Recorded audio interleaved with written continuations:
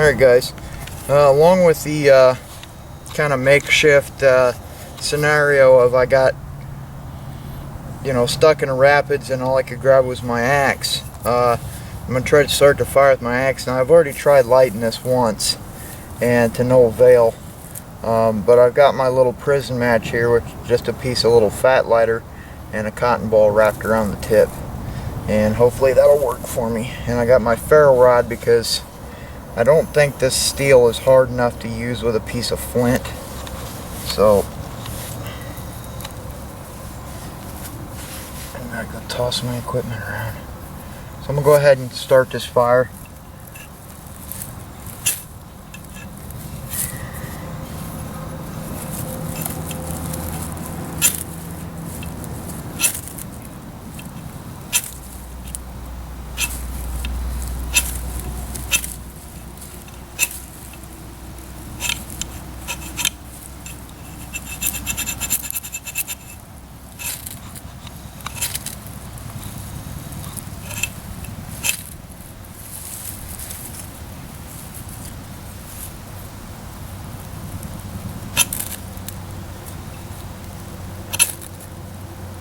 There we go. Now I've got this old prison match here. I use it to get under here and light. Get my bark going. Some small split stuff there too, right behind you.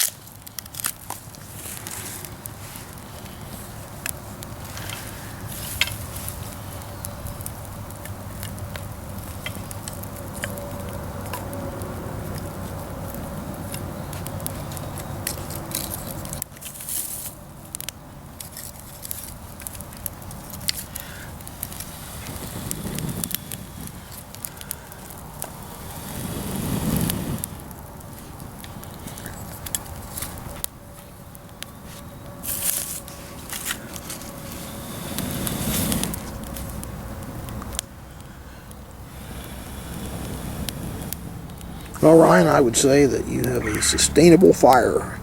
Started with your axe. Yep. And a lot of smoke is telling me this fire needs more air, so.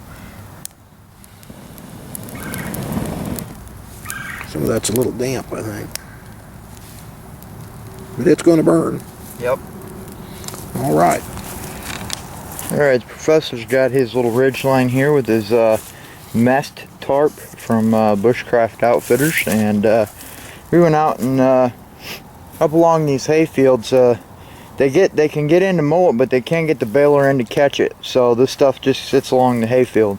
So we went up and we gathered a whole wad of it, and so we put that down. He situated that how he wanted it, laid his ground tarp over top, and now he's got his wool blanket, and that's his bed for the night. He's even got a little pillow with his jacket rolled up in there. So makes me kind of envious because I don't know what I'm going to do to sleep tonight. I built this little thing. Right now it's kind of half-assed because I ain't got nothing filled in here. But if I was going to do anything with this, I'm going to have to cover it with straw or pine needles or something, because laying on this is not going to be comfortable. But I've got my little shelter half there. I may end up stringing that up in here somewhere, because that's looking mighty comfortable compared to a makeshift hammock. I mean, it's comfortable to sit in, but to try to sleep in, it's not going to be that great. So I can either make a shelter kind of like his. I can use that as a hammock, or I can sleep up here on these hard logs. And right now that sprung mattress with all that hay, that's looking like the way to go. So I may end up going that way. So anyway, guys, I'll get back with you here in a bit. You're on. Alright, well, I've decided I'm going to make the shelter half. So I need a debris bed. And so I'm down here gathering. They use the sickle mower down in here to cut some of this stuff out. And this stuff looks nice and soft. And I'm going to use this stuff to make my bed tonight. So I'm going to gather all this stuff up that I can. I'm trying to pick and choose. I don't have because this area is full of poison ivy down in here. Not allergic to it, but this is my shelter half, and I'm gonna just keep piling on here till I got as much as I can get on there. Shut it up and then take it down and make my bed. So that's what I got going on. I'll get back with you as soon as I get my bed put together. Alright y'all, I'm using my axe to create my tent pegs. Being this is the axe trip. And so with this tent peg I want to get rid of this lower half because it's all snaggly. So I'm going to try to get this in one chop. Now I'll move up to about where I want it to end. Like that. And I just take it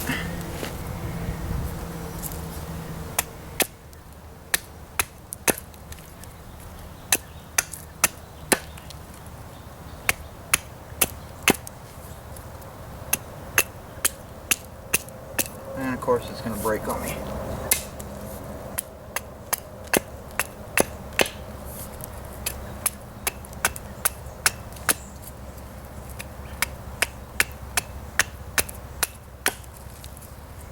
Looks like your axe is pretty well balanced there, Ryan, for making those kind of detailed little cuts. Yeah, it's not too bad. I don't mess with chamfering them because it's not. I'm not going to use them over and over and over again. If it splits out, it's not going to hurt anything anyway. Exactly. Just has to hold my shelter tight. So there's my 2 tent pegs. All right, let's go drive them in and get your shelter half set up. Snug. Put it at 45. And once I get it started, I pull my hand over. Your axe is kind of your multi-purpose tool there, Ryan. You use it for a hammer now. You gotta be careful though, because it's sharp and yeah, you don't want to smack yourself in the head. yourself in the head. That would give you a splitting headache. That wouldn't be a good thing to do with your axe. So I come over here. All right, y'all. I got me some green maple here, and like I said, we're pretending that the canoe sank, and all we could grab was our axe. Now, we've obviously got more stuff with us, but we're trying to do all our cutting chores with our axe. And I do have a knife with me, but I haven't been using it. So I cut this piece of maple off these things here, and one of the stories in the backwoodsman was that the guy saved his axe, and that was all he could save. He made a shelter, fire, all that stuff, and then he turns around and he somehow catches himself a porcupine. And so we don't have any porcupine, and we're not going to kill anything for the sake of a demonstration, but we do have some nice pieces of steak. And we're going to pretend that those are our porcupine, and I'm going to cut them up with the axe. But for right now, I'm cleaning up the skewers we're going to use to cook these pieces of porcupine. And this works really well for that task.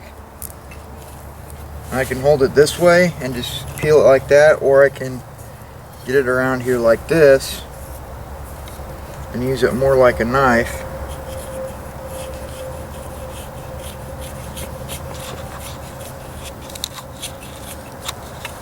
And that piece is a bit stubborn.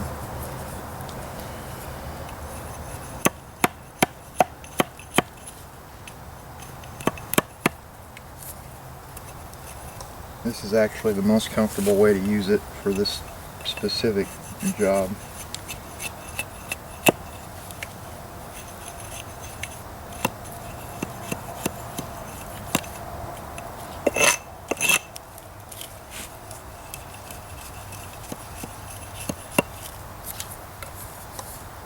And that'll give me a skewer to put my steak on. I just have to take and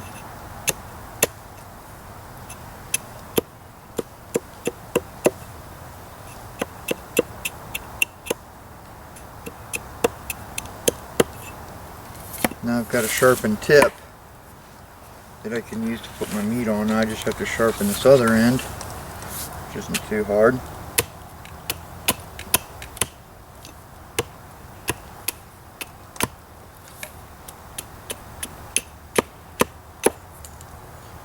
And there you go. Then you put your meat on there, stick this in the ground, and it sits over the fire.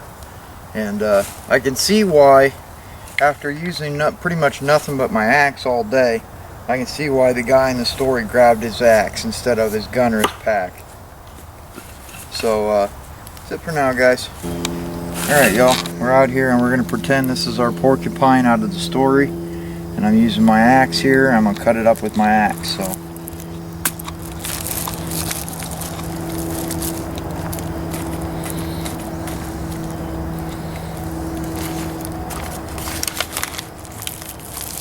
try to keep from getting this blood everywhere.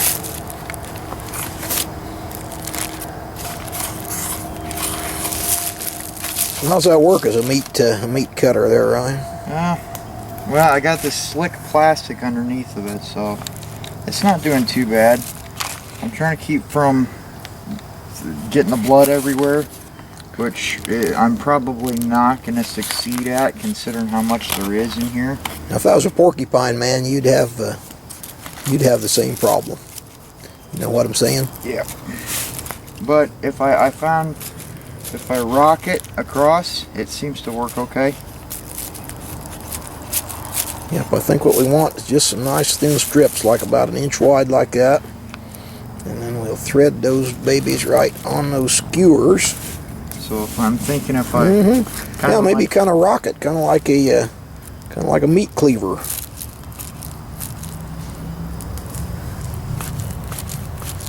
Yeah, I think that's a really...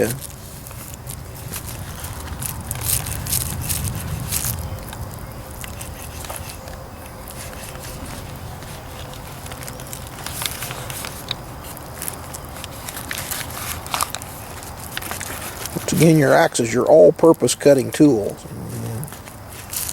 First of all... And we did clean this up before we started. And we Yeah. did wash our hands and everything.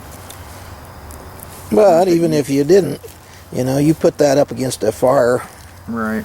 it's going to get to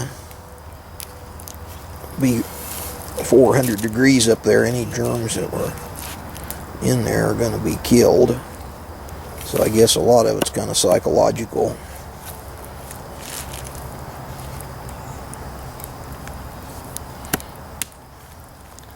Back in the day, I guess you could just wash your hands off down there in the creek, you know, if you got dunked in it. You just have to go with it.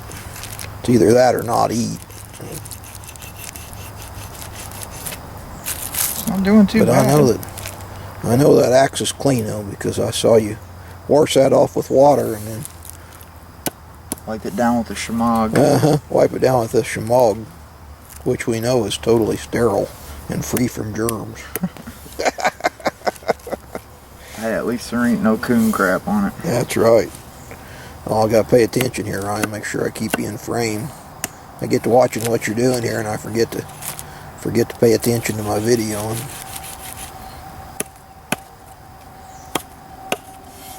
It's not working too working bad. like a meat cleaver, so you're getting that cut up into some nice little strips there. Get you in a close-up view. Hey, looks like that's been pre-tenderized porcupine. Well, see, we got there. a nice big chunk of fat. Yeah, and we want that. We'll have that. Just use that meat cleaver, get that chopped up. It's actually going through the meat into the stump. So there's that one. It's all right. Yeah, that's been that's a pre-tenderized porcupine there, because look, I can see that's already been through the meat tenderizer. Yep. That's a real nice feature. If you can find those, you can't always find porcupines that have been through that. Maybe ones that's been run over by a disc or something.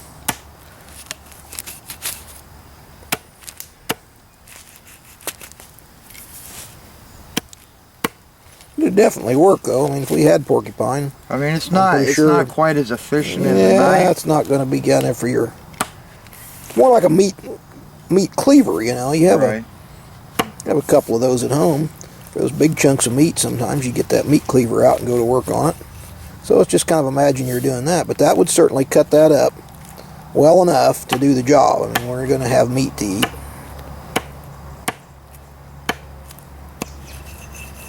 Alright. All right, so there your meat is cut up, prepared and ready to go. Now it just so happens that in the one of the bags that Ryan was able to grab just as the canoe sank, he just happened to be lucky enough that one of those bags contained the Lowry seasoned salt. Yep. So we're gonna do that as soon as we get these on the skewers. that's right, get those on the skewers. Let's see how that's going to go. We got a handful of skewers here. Yep, we've been working to see those skewers again here. With his tomahawk. And right, so let me get in here a little bit. Let's see those skewers, right? Up. Get this guy. Got to keep you in frame here, right? We want to keep those skewers kind of like that because we want those strips of meat to kind of hang vertically. Okay, now one of the campfire cooking methods is broiling, and I'll swing over here while Ryan threads up the next one. But I want to show you here that I've built up the campfire, and what we want to do is to have high flames because we want to poke those skewers around the outside of the fire. We don't really want the meat to go over the fire because there's all kinds of kind of old dead locust, and we found out that the flavor that some of those meats impart are not necessarily good. So what you do is you stake your pieces of meat on vertical skewers beside the fire, and where there's a huge amount of radiant heat, so it broils them without getting a lot of the smoke and the wood flavor, because some of that wood doesn't necessarily impart a good flavor. We've got some hickory on there, but a lot of that is some old dead locust and some other woods that wouldn't necessarily taste good or add anything to it. So we got our fire built up pretty good, getting some good bed of coals in there and some good flames. So we're going to use that to work with here on our grilled and broiled porcupine. Okay, Ryan, how those skewers coming here, bud? not too bad. I think we're gonna need a few more of them though. I think we didn't have enough skewers. Man, that was a lot bigger porcupine than I counted on. Man, that's the first time I've ever actually done this. Either Professor or Captain Bart's always been the one that actually skewered the meat, so it's fairly experimental in my Yep, kind of stretch it. You want to stretch them out. There we go. Because we want as much of that meat surface to be exposed to the heat as we can get. Now see, this one I went in, out, and back in. Because it was kind of a long piece. And that seems to hold it on there nice. Yeah. But these ones that I just put one through. Yeah, well, what might happen is that might burn off. We'll just have to take a risk on that. So you think I gotta make more skewers? Yeah, we're definitely gonna have to need more skewers. All right. Well, I'm gonna stop here for a minute and get to making those. I think you got the idea of this part of the operation's going to work. So, all right, so I got all our skewers here, and one at a time. I got my Lowry seasoned salt that I saved out of the canoe, and I just give it a good coat. And that's looking good. And then I take it. Good. Stand them right up in there. Feel with the back of your hand. Like it's about too hot to hold on to. You know it's right. All right. Well, we got this chair down here. And one of the legs broke off, so I kind of rigged it, put a stump under it, and that supports it enough so I can sit in it. It's pretty well broke up, but it's a nice, comfortable chair, so I want to be able to sit in it. So that's what I came up with. So, and all the meat is on the barbie, and should be ready here shortly. So I'm gonna sit back, have a smoke, and wait for this meat to get done.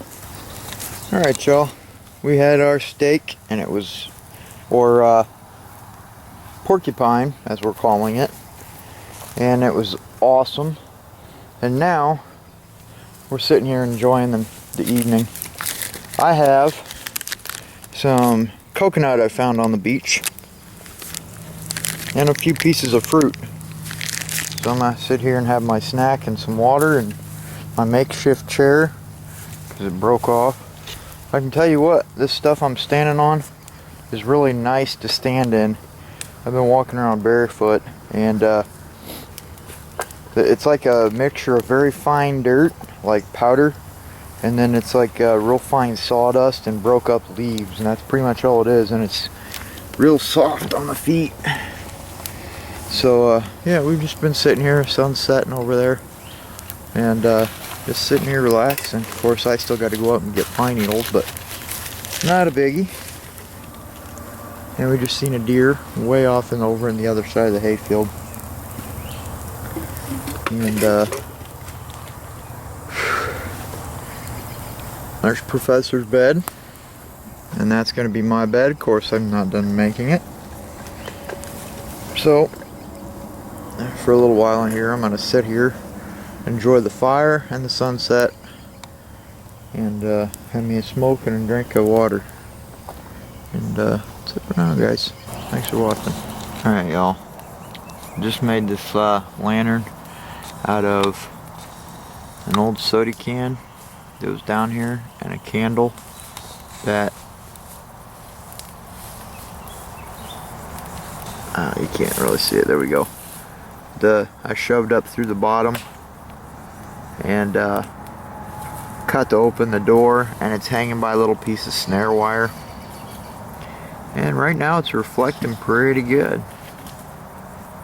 So that's cool. Just wanted to show you that. Alright, guys. Thanks for watching.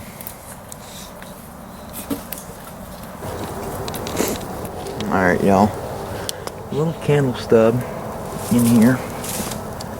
It's about burnt out. That's a little pink lighted candle and a soda can we made. And it's been burning for about, what, an hour? Something like that. It's been putting out quite a bit of light. But getting ready to go to bed here. That's my sack for the night. Just a wool blanket, and I kind of made it into a mattress with the hay and stuff I've got. It's not perfect, but it's gonna have to do.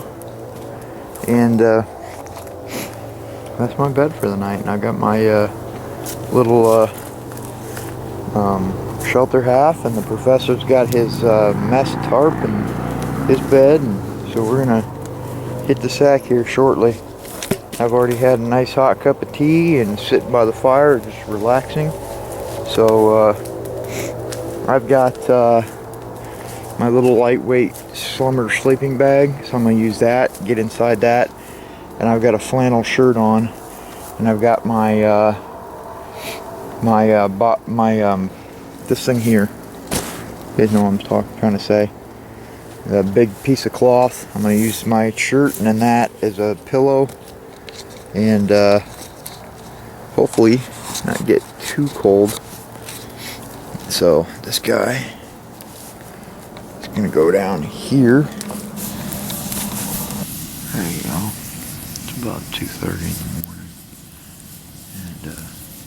and my bed, the straw bed was not adequate at all, and so I tried to sleep on my side because that was the least uncomfortable. And so I got cold too, so I ended up getting up and stoking the fire. There was only a few coals left. I got her going. Nice and warm now though. And over there I got some coffee on the go. And so I'm going to sit here and enjoy a couple cups of coffee. That's it for now. Alright, y'all. We just got up a little bit ago, and we've been sitting here by the fire warming up, and we got some coffee, and Professor's bed was nice and thick and fluffy, and so he slept pretty good, but mine, I didn't have near enough hay, and so I ended up laying on my side because that was the only halfway comfortable position I could get in. Inside my green bag there, I laid on top of my wool blanket, which was probably, I should have did the opposite because I got kind of cold, but you can still see where my hip was. Big divot right there. That's where my hip was, and it went all the way to the ground, so I woke up with a sore hip. And but overall it wasn't bad. And I feel semi-rested. I got a little bit of a sore neck, but I'm good now. So that's what we're doing today. And sitting here, relaxing for a little bit, and then we probably do some other stuff. And then who knows? So get back with you in a bit. Alright y'all, we're down here doing our pocket fishing kit, and I'm going to make myself a little green pole. So I'm going to just strip it of all the little limbs.